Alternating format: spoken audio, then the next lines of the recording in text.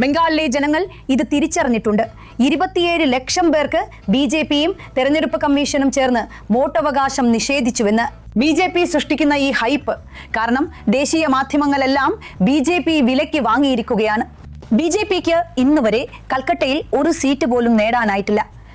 ഞങ്ങളുടെ മനോവീര്യം തകർക്കാൻ ജീത് രഹേ ഹേ, ജീത് രഹേ ഹേ, ജീത് രഹേ ഹേ എന്ന് പറയാനായി അവരിത് എല്ലാ തവണയും ചെയ്യാറുണ്ട്. പക്ഷെ ഞാൻ പറഞ്ഞതുപോലെ BJPയുടെ ഈ ആപ് കെ ബാത് രണ്ടൂർ പാർ എന്ന ഡയലോഗ് 2021 ഫ്ലോപ്പായിരുന്നു. അവർ വീണ്ടും അതേ ഫ്ലോപ്പായ ഡയലോഗുമായി തിരിച്ചെത്തിയിരിക്കുകയാണ്. അതുകൊണ്ട് നിങ്ങൾക്കറിയാമല്ലോ, ബംഗാളിനെ അത്ര എളുപ്പത്തിൽ തളർത്താൻ കഴിയുമെന്ന് എനിക്ക് തോന്നുന്നില്ല. SIR എന്നത് അങ്ങേയറ്റം നിങ്ങൾ കണ്ടതുപോലെ നമ്മുടെ ജനാധിപത്യത്തിൽ നമ്മൾ ഇങ്ങനൊന്നും മുൻപ് കണ്ടിട്ടില്ല. യോഗ്യരായ വോട്ടർമാരും മുൻ തെരഞ്ഞെടുപ്പുകളിൽ വോട്ട് ചെയ്തവരും ഈ രാജ്യത്തെ പൗരന്മാരും 2002 വോട്ടർ പട്ടികയിൽ പേരുള്ളവരും ലോജിക്കൽ ഡിസ്ക്രിപ്പൻസി പ്രോസസ്സിന്റെ ഭാഗമായി നടത്തിയ ഹിയറിംഗുകളിൽ പാസ്സായവരുമായ 27 ലക്ഷം വോട്ടർമാർക്ക് അവർ അപ്പീൽ നൽകേണ്ട ട്രിബ്യൂണലുകൾ സ്ഥാപിക്കുക പോലും ചെയ്യാത്തത് കൊണ്ട് പെട്ടെന്ന് ഒരു ആശ്രയവുമില്ലാതായിരിക്കുന്നു. അതുകൊണ്ട് ഇത് ഏറ്റവും ഞാൻ പറയും, ഇത് ജനാധിപത്യത്തിന്റെ ഒരു പ്രഹസനമായിരുന്നു എന്ന്. ഇന്ത്യ മുഴുവൻ ഇത് കണ്ടതാണ്, ബംഗാൾ മുഴുവനും ഇത് കണ്ടതാണ്. അതുകൊണ്ട് ഇത് ഞങ്ങളുടെ പാർട്ടിയുമായി മാത്രം ബന്ധപ്പെട്ട ഒരു കാര്യമല്ല, ഇത് ബംഗാളിലെ ജനങ്ങളുമായി ബന്ധപ്പെട്ടതാണ്. ബംഗാളിലെ ജനങ്ങൾ ഇത് തിരിച്ചറിഞ്ഞിട്ടുണ്ട്. 27 ലക്ഷം പേർക്ക് BJPയും തെരഞ്ഞെടുപ്പ് കമ്മീഷനും ചേർന്ന് വോട്ടവകാശം നിഷേധിച്ചുവെന്ന്. കൂടാതെ നിങ്ങൾക്കറിയാമല്ലോ, ജനങ്ങൾ അവർക്ക് ചെയ്യാനുള്ളത് ചെയ്യും, അവർക്ക് സത്യം കാണാൻ കഴിയും. പക്ഷേ സാർ, TMC ആണ് ഇരയാക്കപ്പെടുന്നത് എന്ന ഒരു പൊതുവായ ധാരണയുണ്ട്. അപ്പോൾ ഈ പൊതുവായ ധാരണ നിർഭാഗ്യവശാൽ പ്രചരിപ്പിച്ചത്, ഉണ്ടാക്കിയത് ഒറ്റയാക്ക ഐക്യമുള്ള ആളുകളാണ്. ഇതുണ്ടാക്കിയത് അമിത്ഷായെ പോലുള്ളവരും ദിനേശ് കുമാറിനെ പോലുള്ളവരും പിന്നെ ട്രോൾ ആർമിയും ബംഗാളിന്റെ കാര്യത്തിൽ എപ്പോഴും തെറ്റുപറ്റാറുള്ള അവരുടെ തന്ത്രജ്ഞരെന്ന് പറയുന്നവരുമാണ്. അതുകൊണ്ട് ഞങ്ങളുടെ മനോവീര്യം തകർക്കാൻ അവർ എപ്പോഴും ഇത് ചെയ്യാറുണ്ട്. ജീത് രഹേ ഹേ, ജീത് രഹേ ഹേ, ജീത് രഹേ ഹേ എന്ന് പറയാൻ. പക്ഷെ ഞാൻ പറഞ്ഞതുപോലെ BJPയുടെ ഈ ആപ് കെ ബാത് രണ്ടൂർ പാർ എന്ന ഡയലോഗ് 2021 പരാജയപ്പെട്ടു. അവർ അതേ പരാജയപ്പെട്ട ഡയലോഗുമായി വീണ്ടും വന്നിരിക്കുകയാണ്. അപ്പോൾ ഞങ്ങൾക്കിത് ശീലമാണ്, ഞങ്ങളിത് എപ്പോഴും കേൾക്കുന്നതാണ്. അതുകൊണ്ട് ഞാൻ തീർച്ചയായും പറയും, BJP ഉണ്ടാക്കുന്ന ഈ ഹൈപ്പ് ദേശീയ മാധ്യമങ്ങളെല്ലാം BJP വിലയ്ക്ക് വാങ്ങിയതുകൊണ്ടാണ്. എല്ലാം അങ്ങനെയാണ്. അതുകൊണ്ട് നിങ്ങൾ സോഷ്യൽ മീഡിയയിലോ ദേശീയ മാധ്യമങ്ങളിലോ കാണുന്നതെല്ലാം നിർഭാഗ്യവശാൽ BJP പുറത്തുവിടുന്നതാണ്. ആളുകൾ പ്രചരിപ്പിക്കുന്നത് BJPയുടെ ആഖ്യാനമാണ്. അതുകൊണ്ട് വ്യക്തമായും അവർ പറയാൻ പോകുന്നത് ഞങ്ങൾക്ക് കഠിനമായ സമയമായിരിക്കുമെന്നാണ്. ഞങ്ങൾ തലകുനിച്ച് നിൽക്കുകയാണ്. ചെയ്യേണ്ട കാര്യങ്ങൾ ഞങ്ങൾ ചെയ്യുന്നുമുണ്ട്. പക്ഷേ ഈ ഒഴിവാക്കലുകളിൽ ഭൂരിഭാഗവും നിങ്ങൾക്കറിയാമല്ലോ, മുസ്ലിം സമുദായത്തിൽ നിന്നാണെന്നത് ഒരു യാഥാർത്ഥ്യമല്ലേ? അതെ, തീർച്ചയായും അങ്ങനെയാണ്. തീർച്ചയായും അങ്ങനെയാണ്. നിങ്ങൾക്കത് കാണാൻ കഴിയും. അപ്പോൾ ആത്യന്തികമായി അത് നിങ്ങളെ ദോഷകരമായി ബാധിക്കുമോ? ഇല്ല. അല്ലെങ്കിൽ മുസ്ലിങ്ങൾ മാത്രമാണ് ഞങ്ങൾക്ക് വോട്ട് ചെയ്യുന്നതെന്ന് നിങ്ങൾ കരുതാൻ എന്താണ് കാരണം? ബംഗാളി മുഴുവൻ അനധികൃത മുസ്ലിങ്ങളാണെന്നും മമത ബാനർജി വരുന്നത് എന്ന് നിങ്ങൾ കരുതാൻ എന്താണ് കാരണം? അതാണ് ഒന്നാമത്തെ ഏറ്റവും വലിയ ഭീകരസത്വവും പ്രചരിക്കുന്ന ഏറ്റവും വലിയ വ്യാജ ആഖ്യാനവും അല്ലേ? മമതാ ബാനർജി അധികാരത്തിൽ വരില്ലായിരുന്നു. അവിടെ എത്ര എണ്ണമുണ്ട്? മുസ്ലിം വോട്ടുകൾക്ക് പ്രാധാന്യമുള്ള ഒരു 100 സീറ്റുകൾ ഉണ്ടാകാം. ഞങ്ങൾ അധികാരത്തിൽ വരുന്നത് എത്ര സീറ്റുകളോടെയാണ്? 217. അപ്പോൾ മറ്റുള്ളവയിൽ എന്ത് സംഭവിക്കുന്നു? ഹൗര, ഹൂഗ്ലി, സൗത്ത് 24, നോർത്ത് 24 തുടങ്ങിയ ജില്ലകൾ നോക്കുകയാണെങ്കിൽ TMCക്ക് അവിടുത്തെ ഏകദേശം 95% സീറ്റുകളും ലഭിച്ചിട്ടുണ്ട്. അപ്പോൾ BJPക്ക് അത്രയും ശക്തി ഉണ്ടായിരുന്നെങ്കിൽ കൽക്കട്ടയെക്കുറിച്ച് അവർ പറഞ്ഞുകൊണ്ടേയിരിക്കും അല്ലേ? കൽക്കട്ട മുഴുവനും വലിയ ബൗദ്ധിക ഉന്നതരും എല്ലാവരുമാണ്. BJPക്ക് കൽക്കട്ടയിൽ ഒരൊറ്റ സീറ്റ് പോലും ഒരിക്കലും ജയിക്കാൻ കഴിഞ്ഞിട്ടില്ല. 2021 താരതമ്യം ചെയ്യുമ്പോൾ എങ്ങനെയുണ്ട് ഈ തെരഞ്ഞെടുപ്പ്? എത്രത്തോളം ബുദ്ധിമുട്ടാണ് ഇത്? ഒരുപാട് കൂടുതൽ. നോക്കൂ, എല്ലാ തെരഞ്ഞെടുപ്പും ബുദ്ധിമുട്ടാണ്.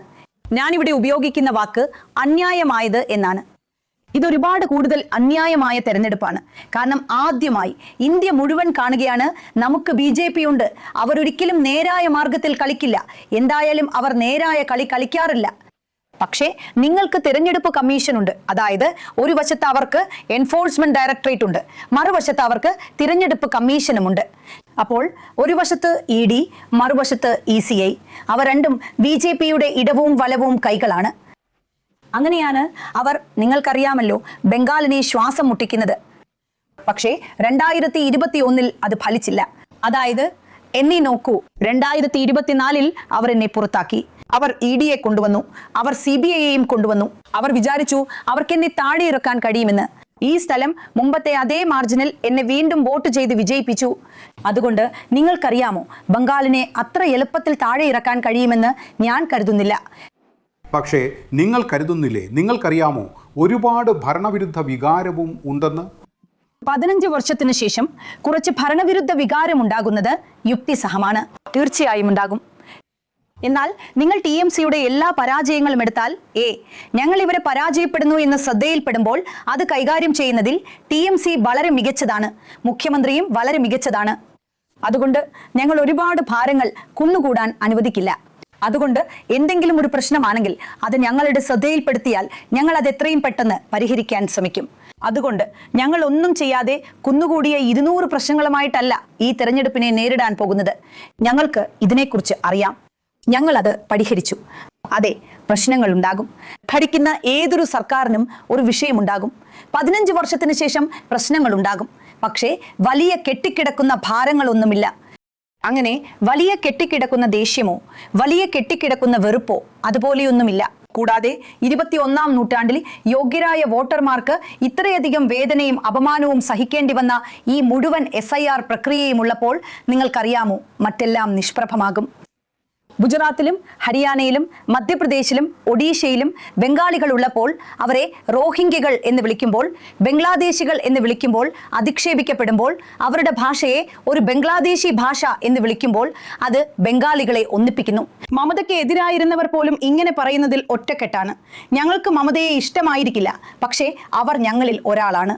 ഇത്തവണത്തെ TMC പ്രചാരണത്തിൻ്റെ 3 നല്ല വശങ്ങളും 3 മോശം വശങ്ങളും എന്തൊക്കെയാണ്?